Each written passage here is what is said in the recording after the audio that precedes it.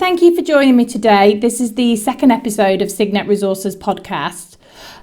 Today we're going to look at mindset. It's really, really important in my marketplace. As a recruiter, I have to have the right mindset, or if not, the job would never get done. But also it's incredibly relevant to everybody that we speak to and deal with on a day-to-day basis, be that hiring managers, be that job seekers. Having the right mindset will help get you through the day in a much more positive fashion. I do a training course for my clients, which is called Focus Management, where we talk a lot about victim mentality. And that's one thing that I want to address today, because there's two very powerful mindsets you can have. And one of those is the one of the victim, and the other one is the one of an owner. And I'd like to look at the differences today and give you some insights onto how having an ownership type mindset is far more motivational and far more powerful for you than owning a victim mentality. And at some point, we all do it and we all have it.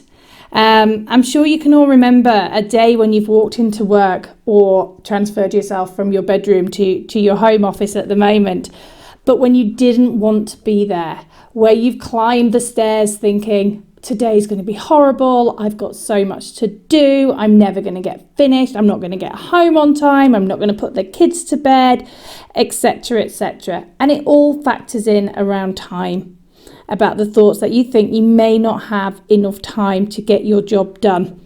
And you walk into work with that mindset immediately that you are going to fail. And when you think you're going to fail, hate to tell you this, but most of the time, you will fail. All of us as humans have a choice whether we choose to be a victim or an owner in most aspects of our lives. Owners are people that make things happen, and you will be seeing them now during the pandemic. You will be seeing how they have leapt into action, how they've not just laid down and let their businesses sort of crumble around them. There'll be people that are out there doing research, looking into new industries, generating an income in a different way if they have gone through a redundancy process. They will be hiring managers that are taking advantage of the talent that is on the marketplace right now. There'll be people that are looking to innovate and expand. And then there'll be victims, and they will be people that have had things happen to them.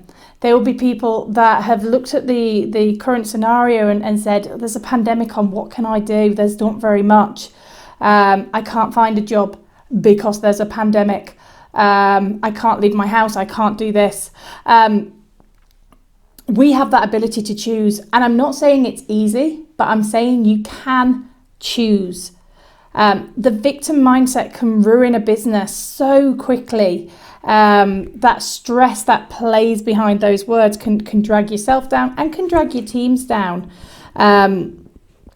And what I want to do today is kind of give you some hints and tips about how we can move forward from that, how we can break that habit. For many of us, working from home has been a new challenge. And I know that some of the hiring managers that I work with have struggled when they've had to transfer their skill base to managing remote teams, to becoming a remote leader, to working on technology. To not having somebody next to them in the office that says, actually, if you do this, this would be really helpful, that it's all having to be done over Zoom or Microsoft Teams, etc.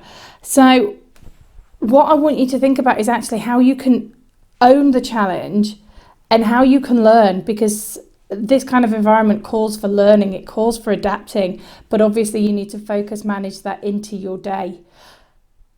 So if you are a victim, if you know that you say the words such as, I didn't have enough time, I didn't get it done because I ran out of time, you are giving yourself an excuse to fail. What you need to do is look at how you can learn from those occasions. So let's take the example of you ran out of time. Then make sure the next day you plan your day. You look at how you can get everything done. And if you can't get everything done, then you need to talk. You need to upwardly manage that with somebody and say, what's the most important thing for me to be doing right now? Because I want to succeed. And make sure that you utilize the talent around you to ensure that you are constantly focused on the right thing. I think people who have victim mentality typically look at doing the things they prefer to do first, the things that come easily to them, rather than facing some of the bigger challenges that are going on right now.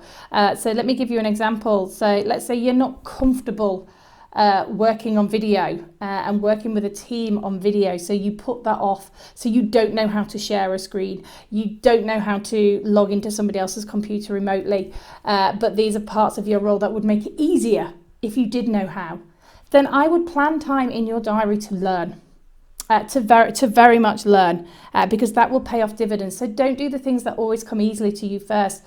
Bite the bullet, eat the frog, find the challenge, and go in straight away and tackle the bits that are harder and learn something new. There's nothing more motivational than cracking something that you once thought was hard.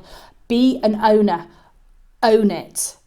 Recently, I showed a work colleague an easier way of doing something, and then I laughed a couple of days later when I said, how are you getting on with that? She said, oh, I haven't had time to do it yet. So she's doing it in the old-fashioned way, and I don't think she'll mind me poking a little bit of fun at her. But at this moment in time, she's doing it in a way that we both know takes longer, because she needs to invest a little bit of time into learning how to do it quicker.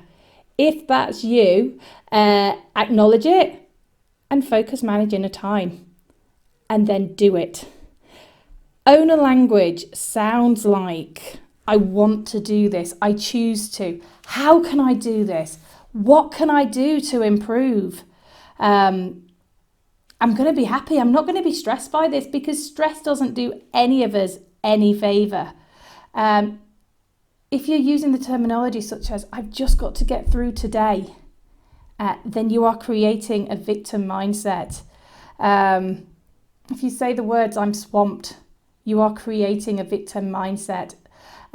Recently, I've been guilty of all of this myself. There's so many new things that I want to do. I've learned so much in lockdown, and I've got so many new skills, which is really, really exciting. But sometimes I just sit back and feel really overwhelmed that actually I'm not going to get everything done.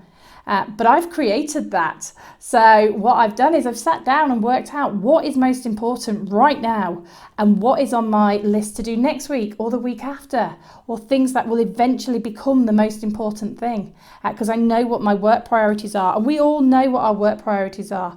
If you're looking for a new role, then that is your priority, but also so is your mental health. So taking some time out to do different things, so you're just not sitting looking at job roles for 12 hours a day, I think is vitally important.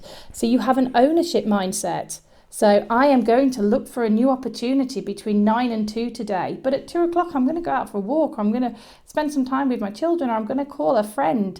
I'm going to do something that makes me feel positive about myself.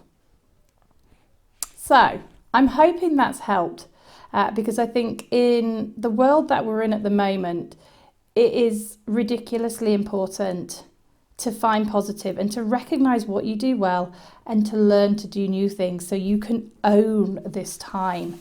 You can make yourself an owner, and you can move away from a victim. So as I said, owners choose.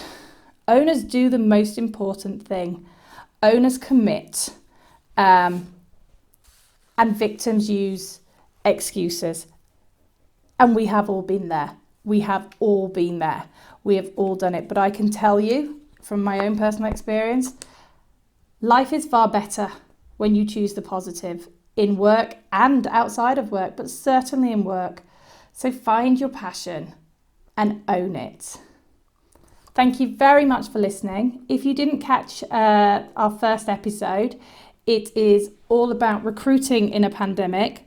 And actually, I speak to a HR director, a lady called Teresa St. Catherine, and she talks about finding the positive, and she talks about the things that she does on a day-to-day basis, about looking for a new role. And I think actually if you've enjoyed today, you'll also find yesterday's really motivational. So I will leave you with that. If you're keen to get regular updates from us, please do subscribe on YouTube, and you'll get a notification when we next go live. And obviously if you want to discuss, I'll leave my contact details at the end. But have a lovely day, and thank you very much for listening.